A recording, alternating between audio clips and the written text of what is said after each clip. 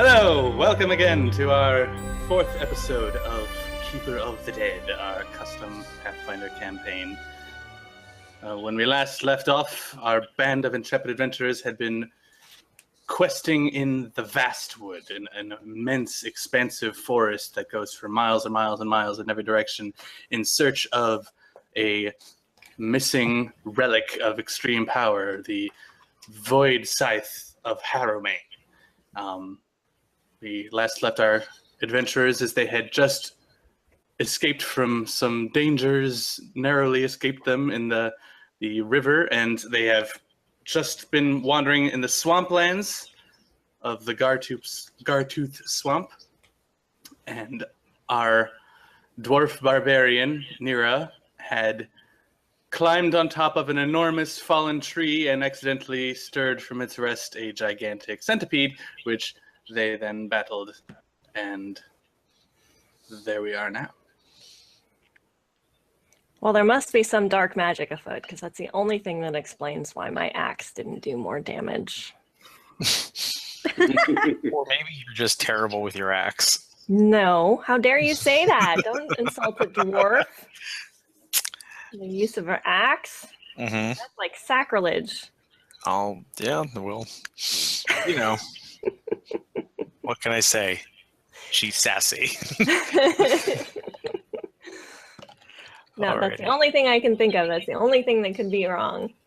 Absolutely. Got to be some sort of black magic going on to make these bugs so big and make my weapons so ineffective. Well, I certainly am not going to argue.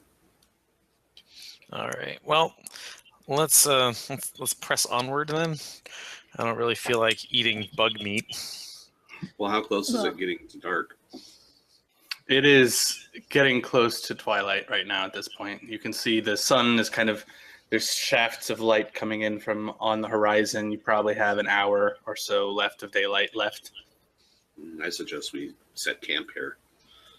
At least we'd be in the lee of a large log, and we can hopefully assume that we killed the only thing in the immediate area. Immediate area, yeah. Well, I still have to climb back up and hoist everybody up from up above as well. So, and we don't know what we're facing beyond this fallen log. So I think we should also camp. Okay. All right. Sounds good to me. Okay. Sounds So good to me. You kind of gather all of your camping equipment together. You set up your tents. You do the requisite camping things of building a fire and hanging your belongings where they won't be attacked by bears or giant centipedes, hopefully. And you kind of establish yourselves. And by the time you're done gathering everything and setting up your campsite, you are in the last few minutes of daylight as the sun sets behind the foliage in the distance. So is nobody going to cut up that centipede?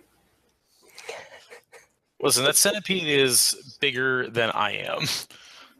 I'm not doing it. I also don't have any useful tools. Are you sure? I think you're small enough that you could get into the nooks and crannies pretty well. Yeah, about that. Ain't gonna happen. All right. What are you going to do? You're going to eat it?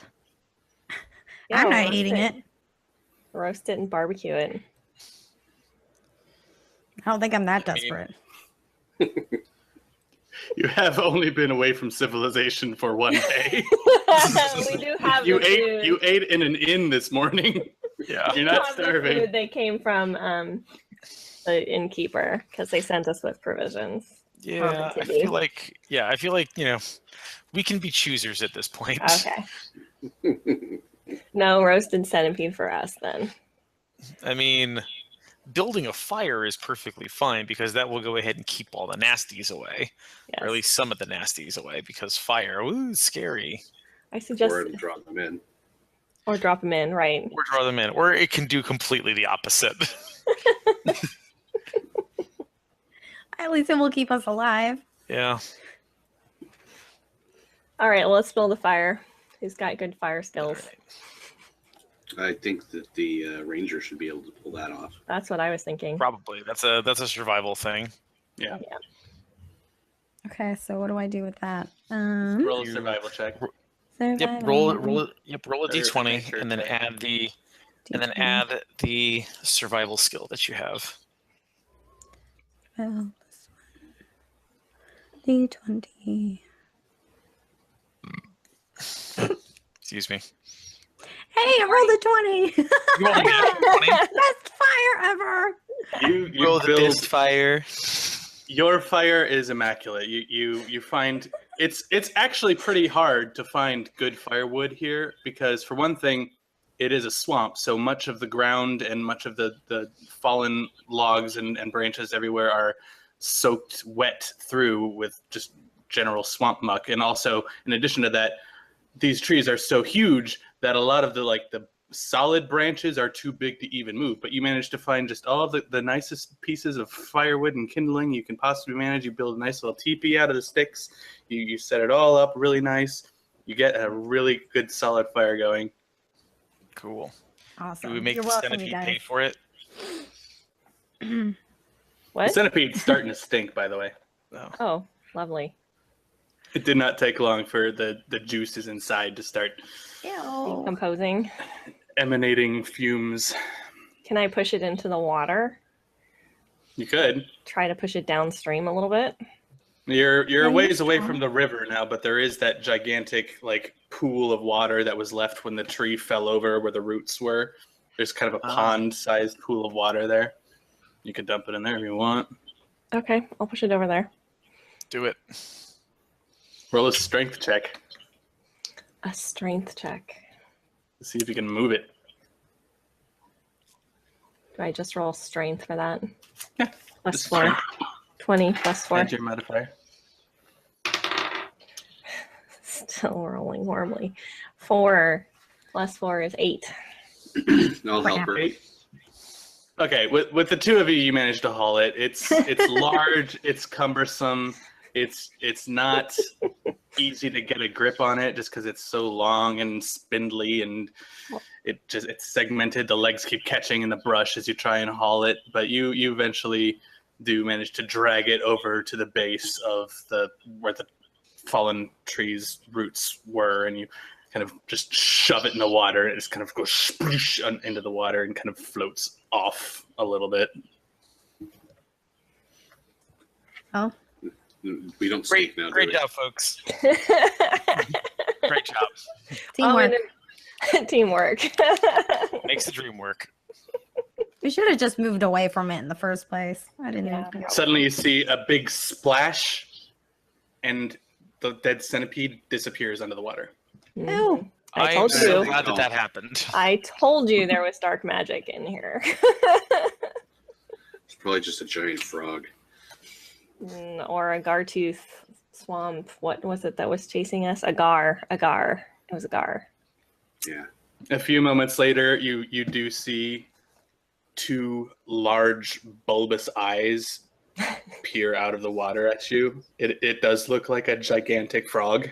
Well, I'll just mosey back to camp then. Yeah. It's like a frog the size of a cow. Goodness freaking gracious. So gross. I will magic missile it if it gets anywhere near here. Right in the eyeball. All right. We'll just push you right out in front. Keep an eye on it. No, I'm going to do it from behind you. All right. I'll sit on the side where the water is and keep watch. Okay. Well, It is a fair distance away from where your campsite is. It's a good 50 yards or so. It's not like it's on top of close-ish, us. but it's not right on top of you. Okay. So, what do the rest of you do with the remainder of your evening? Oh, Well, I'm going to go ahead and meditate on my spells and such to get them all back in order. we should have a watch schedule so that not one person has to be up the entire night. Agreed. So, Regina, you're taking first watch, right? Yes, I'll take first watch. Okay. And All right. I'll And take whoever. last watch. Okay. I'll go after Regina then. Okay, I guess that Cool. All right. beans. that works. So, yeah, you sleep in shifts. That's classic D&D. Always sleep in shifts because if you don't, the DM will punish you. But this isn't D&D, so he might not punish us. Oh, I'll you're punish right. you. Yeah, that's Rest correct. assured. Yeah, this is not D&D. That's just a DM thing. That doesn't even matter what game you're playing. Mm-hmm. So you all settle down. You have a modest meal by the fire, eating some of the food given to you by the Gold Meadows, and you kind of just take in the day's harrowing events, such as they are, and assuming nobody else has any other business to attend to, you gradually all settle in for the night in your tents, and Nara, you take your first watch. So roll a perception check just to count for your first few hours of the watch. Wisdom. That'd be your That's what it says, wisdom. it'd be an intelligence check. 13 modified. Okay. You, for the first hour or so, there's really nothing. You can hear the sound of various insects of varying degrees of normality and size off in the distance, kind of making typical nighttime swampish forest sounds. You have the constant presence of unwanted attention from mosquitoes and various small irritating flies and things to frustrate you as you go. For the most part, nothing really catches your attention. You do hear a loud thrumming sound from over where you know the giant frog is, which sounds like it's the giant frog, just kind of making its throaty call into the night. And you, as the night goes on, you start to see flashes of light, of a yellowish neon green kind of a light off in the distance. You'll see a flash here, and it'll strobe away. You see a flash there, it'll strobe away. Just scattered throughout the woods in most every direction. Eventually one kind of flashes near you, and you see it's actually a gigantic firefly about the size of a football. Oh my. But they don't appear to be making any kind of active movement. They don't seem to be the aggressive kind of giant insects. They just kind of exist off in the distance. You'll see lights the size of lanterns just fade in and out, and it's actually kind of pretty, considering where you are and what you're dealing with. Roll another check.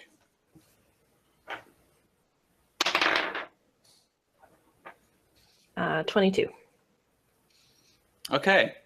Towards the end of your shift, you hear a loud sound of kind of a shambling, heavy footstep off into the woods.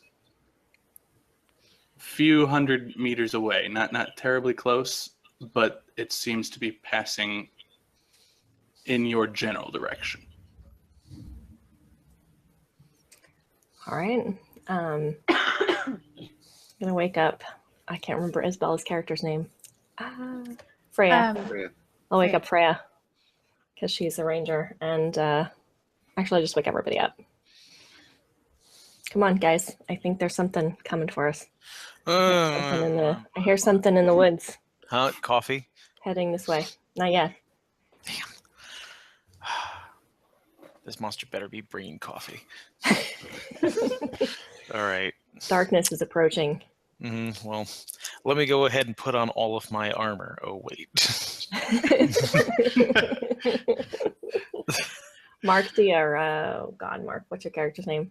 I need to write them all down. Hargath. What do you see? What do I see? So You've got the light about you. Do you see darkness approaching? I don't even know if that's something I can do.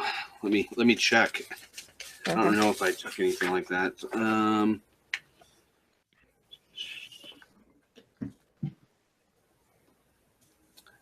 Well, I can do a detect magic. I believe that's within 60 feet, though.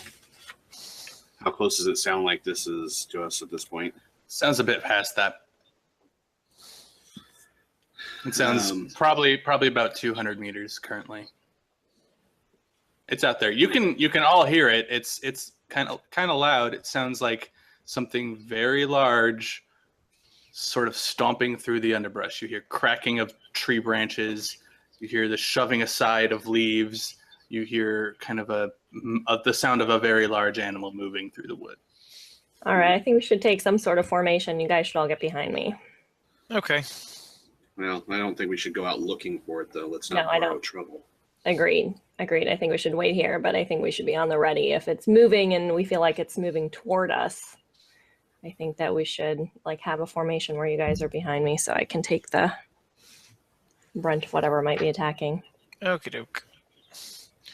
You're not going to see any argument from me. Likely, they're not going to see you at all. You're going to be hiding behind me. That's the plan. As you wait, you hear the sound of it still moving. It's not moving at any great speed. It's just it sounds like it's just kind of moseying. Like it's not moving with any purpose.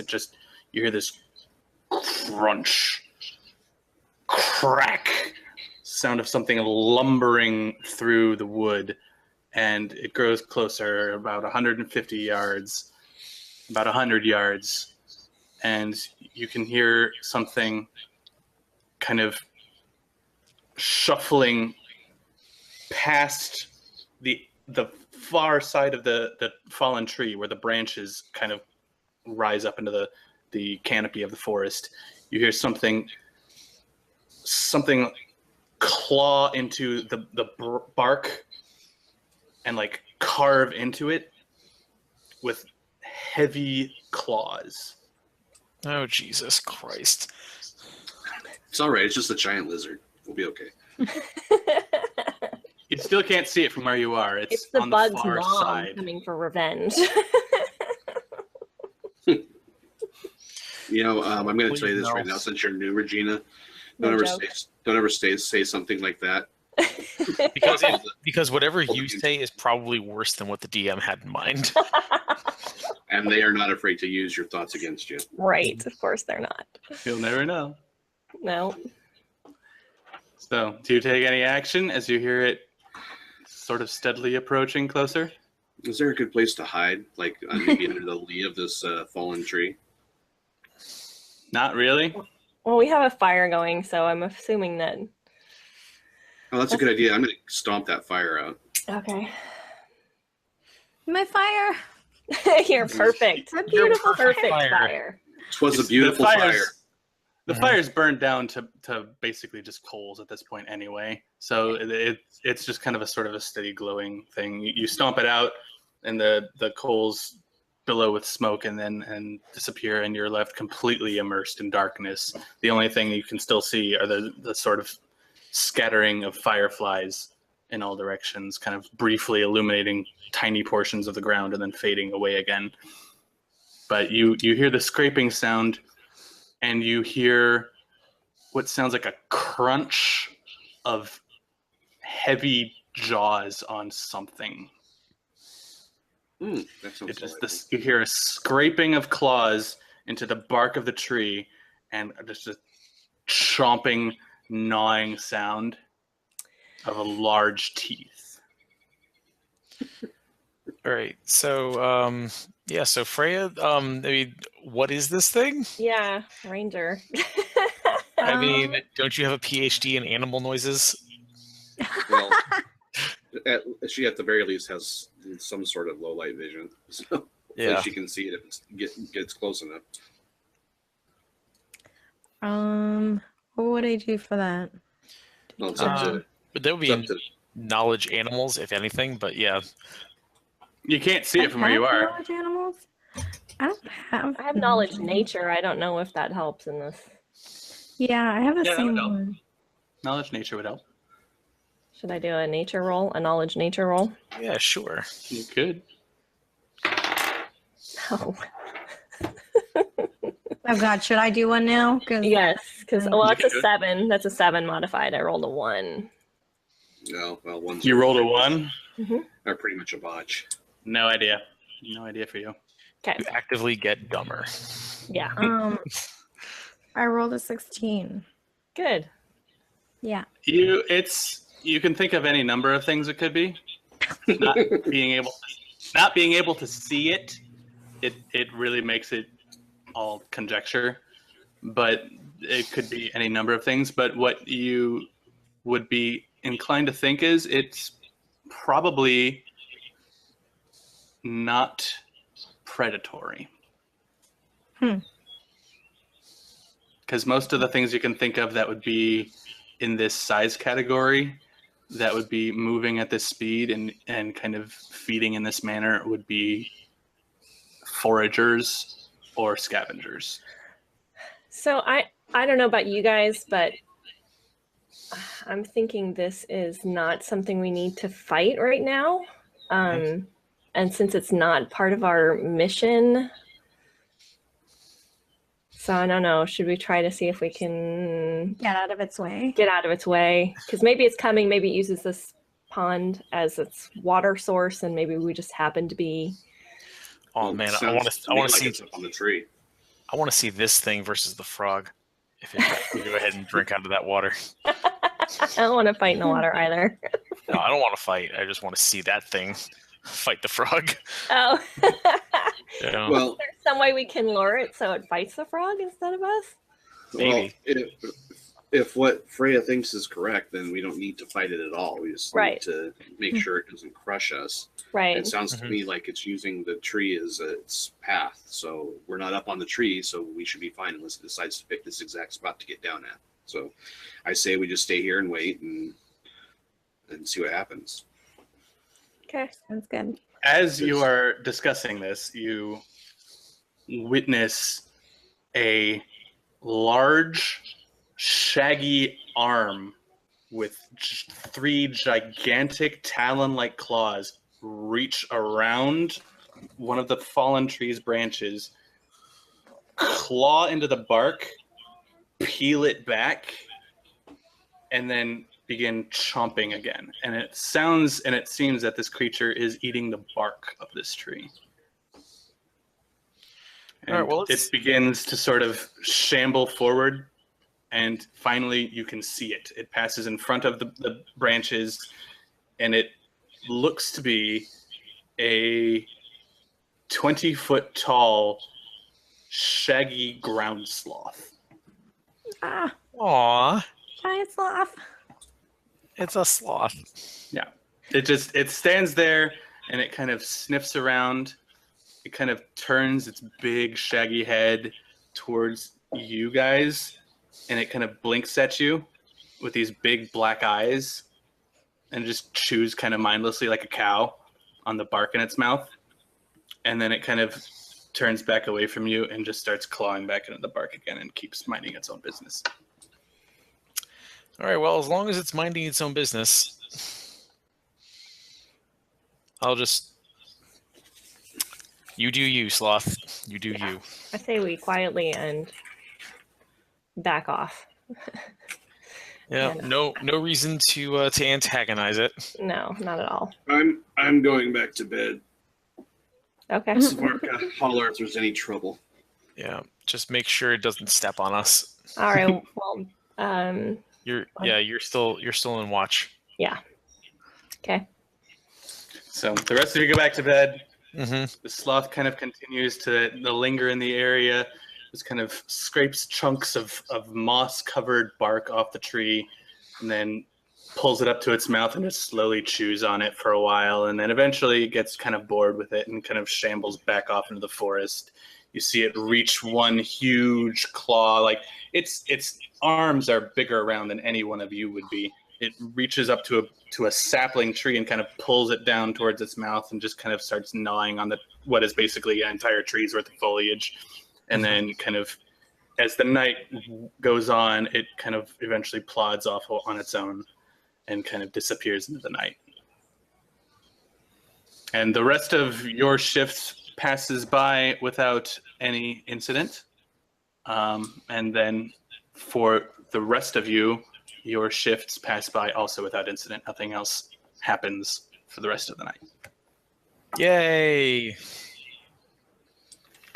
So you wake up in the morning with kind of the easterly beams of light coming in. It's barely any more lit than it was last night at twilight because there's so much thick foliage in the distance. It just blocks out most of the direct sunlight. So, but you can hear the sound of the nighttime insects fade away and begin to be replaced by the sound of daytime birds in the treetops. And it is the morning of the next day has begun.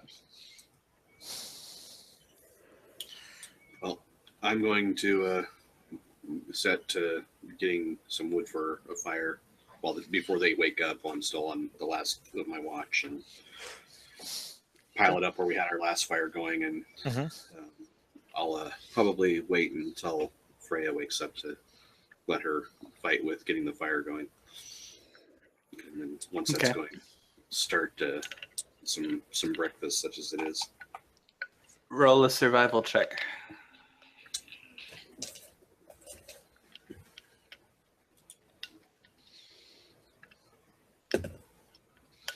24. Okay. You have no particular difficulty finding some more branches. In fact, you can actually find some more now that what you've been through. Some of the, there's a lot of branches that have kind of fallen down in the wake of this gigantic shaggy creature that are pretty easy to find, and you even find a few pieces that have been gnawed on a little bit that look like it just spat them out because they were too dry and not nourishing. So they make good firewood though. So you gather those all up. Nice. And then once the sun rises, I'll wake everybody up. Okay. Cool beans. So I say something about coffee. Coffee's great. I don't happen to have any though. Yeah. Hello, Mr. Frog. Do you have coffee? I don't think he makes a very good barista. Yeah. I say that from a comfortable distance away from Mr. Frog. Yes. Do not go any closer to Mr. Giant Garteeth Frog. So you gather everybody together. You have a little breakfast by your fire, and you kind of prepare for the day. You unpack your tents. You pack them up again, and get your bags ready to go. And you have a nice little breakfast, and you're ready to begin your quest anew. Cool. All right. So before we were going to try climbing over this stupid tree, but since we discovered that the end of the tree is just 50 yards that away, and then there's a big hole to go around, does it make more sense to go around that end of the tree and continue on our way, or to climb over the tree? Anybody got thoughts? Around the tree. There we go around, yeah.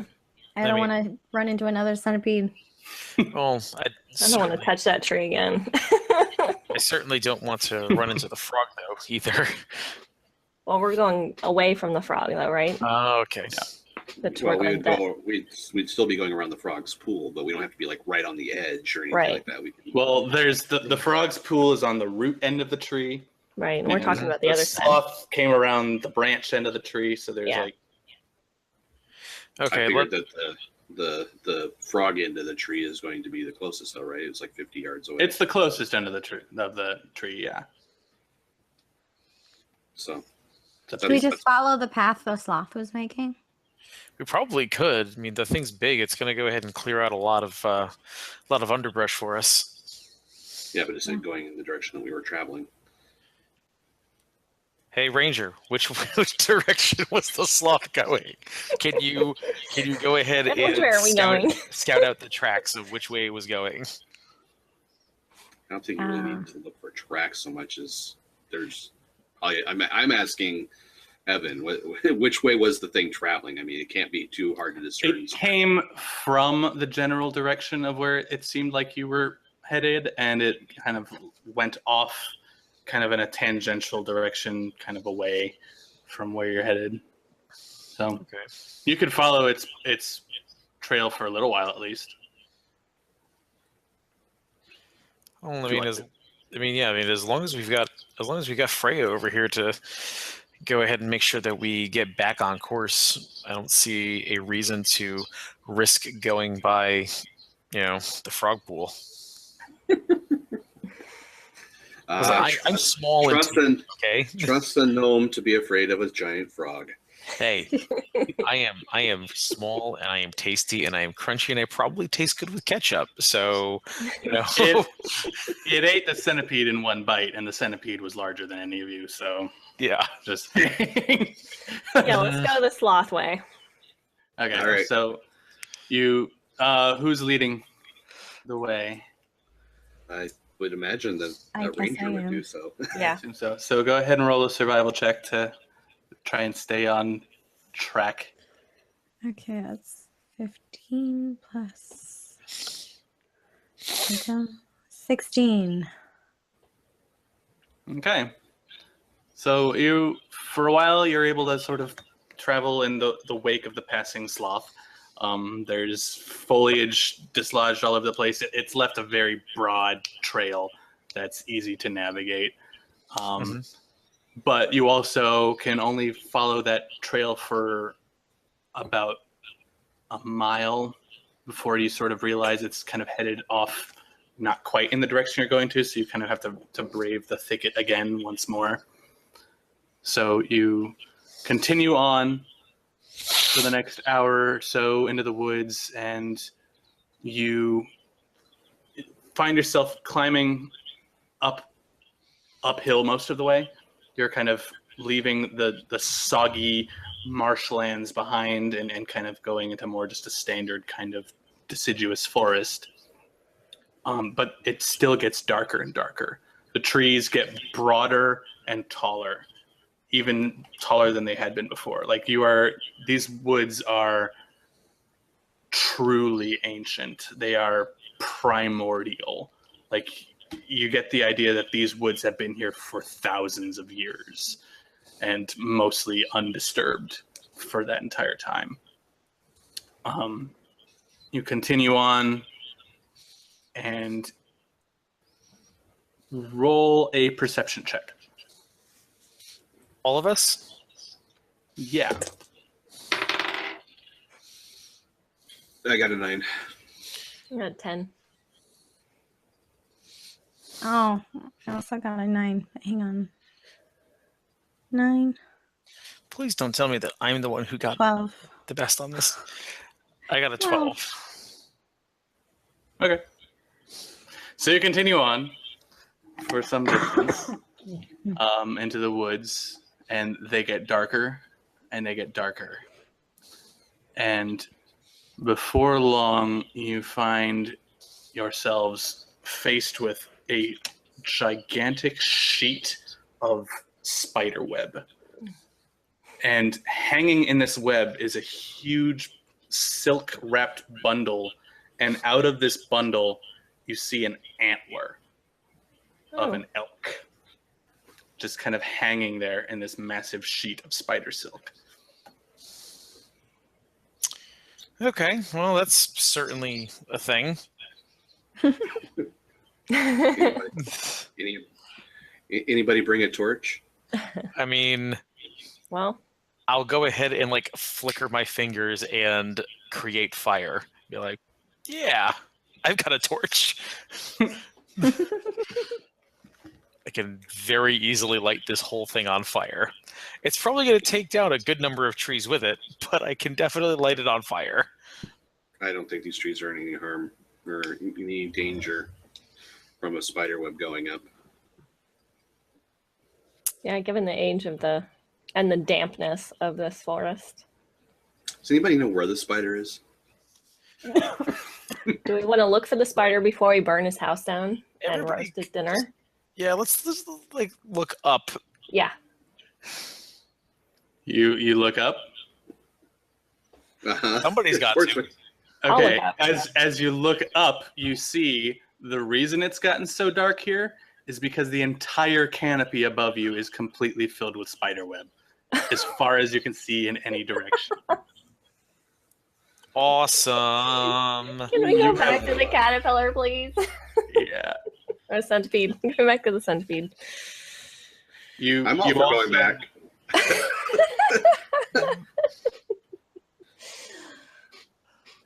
There's brave, and then there's just foolish. Well, Yeah. I don't know. If we're moving in the direction that we need to be going, because our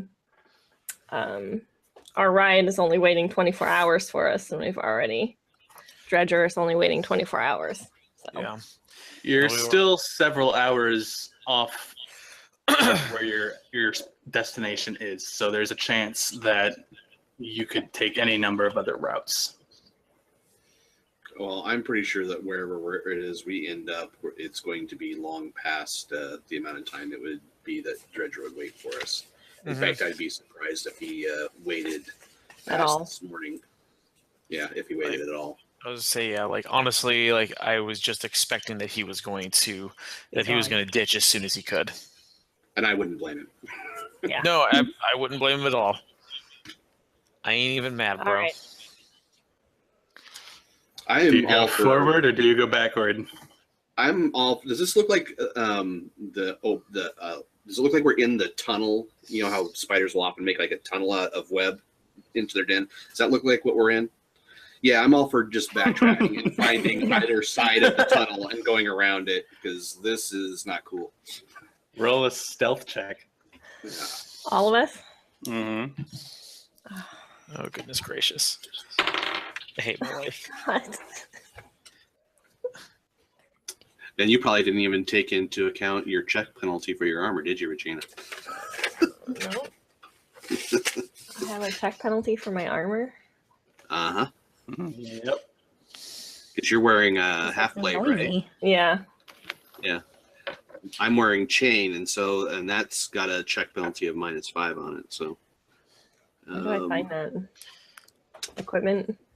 yeah, it would be listed with the equipment there. I'm guessing it's Sure. probably -6 or -8 or something like that. I It doesn't thought sound like you listed did it well in anyway, there. so it doesn't really matter. No, I But you got got- a 2. Oh god. I rolled a 2, so. I got a 17. That's okay, Regina. You didn't roll as poorly as I did. Negative. I have a Well- -7 penalty check. Oh Jesus. Well, I managed. So you got a -5. So I got -5. So I rolled a 1, and with my modifier, it is now 4. We're all gonna die. I got a 12. Yep. Apparently, Hargath is light on his feet. Okay, so you begin backtracking, kind of at a fair clip because you're starting to get really creeped out, and you watch as dark shadows pass on the ground in front of you as you see skittering shapes passing in front of the sunlight above you, and you look up and you see the canopy above you is now swarming with skittering black shapes as dozens, if not hundreds of spiders the size of footballs are scattering out from the trees in all directions. Is it time to run? It might be time to I run. think we should run. Okay. I'm running. All right, Let's- run. Yeah, let's run. The portion of the adventure where we run. Run away! And I ran so far away. I believe that would be. What would that be? Is that a strength check? Probably. Because I don't think there's a skill for run. No. No. I'd say that's a Constitution check. Really, because that's more your endurance than anything else. Okay. Right? There's one thing that gnomes are known for. It's Constitution. Holy. 18. 9. 10. God, you guys are sucking. Thanks. Modified 19. Okay, so Yay. you guys managed to haul out of there pretty quickly, but you also see as spiders are just descending down these trees in every direction. You can see behind you as you look back, you can see a couple of much larger spiders kind of lumbering out of the funnels where they've kind of hidden in the silk. You see spiders the size of horses, and you see swarming spiders of every possible shape and size just coming out of all the nooks and crannies. But you do surprisingly outpace them for the time being. I'll say everybody roll one more constitution check.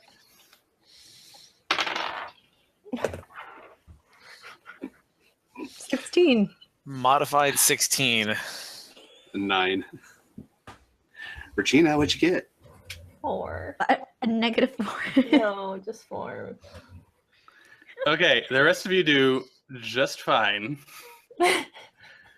But Niridin, you trip and fall, and you are considered prone. And you now have spiders on you. Oh, great. How many?